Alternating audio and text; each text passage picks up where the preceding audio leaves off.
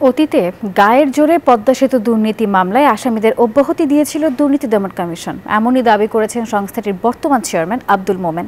বলেন, যথেষ্ট তথ্য প্রমাণ থাকার পরেও সেই সময় এই মামলার পরিসমাপ্তি করা হয়। পদ্মা সেতু পরামর্শক নিয়োগের বিষয়ে করা মামলা নিষ্পত্তির দীর্ঘ 1 যুগ পর গত জানুয়ারিতে সেই মামলা পুনরায় অনুসন্ধানের সিদ্ধান্ত নেয় দুদক। গঠন করা হয় উচ্চ পর্যায়ের কমিটিও। পট পরিবর্তনের পর ফের অনুসন্ধান মিলতে শুরু করেছে নানা তথ্য উপাত্ত। ইতোমধ্যে তৎকালীন সেতু সচিব মোশাররফ হোসেন ভূঁইয়া সহ সংশ্লিষ্টদের নথিপত্র এখন দুদকের কবজায়। সংস্থাটির চেয়ারম্যানের দাবি, বেশ কিছু দুর্নীতির তথ্যও মিলেছে।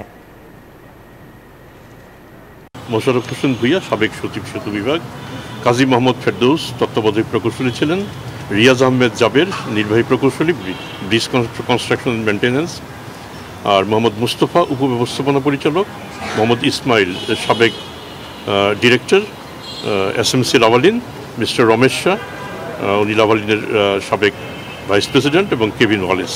এখন তদন্ত করতে গিয়ে যদি যাদের নাম আসবে, যদি আরও নাম আসে, তো আমরা সেটাকে আমরা আমাদের মতো করে নেব। আর যদি এর মধ্যে কারো গাফিলতি আমরা পর্যবেক্ষণ করি, সেটাকে আমরা বিবেচনায় আনবো, না আনার কোনো কারণ নেই। বান্ডেল থাকলে প্রতি সেনমানিতে টাকা বাঁচবে। বিকাশ সেনমানি বান্ডেল কিনে জিতুন প্রতি লেনদেনে।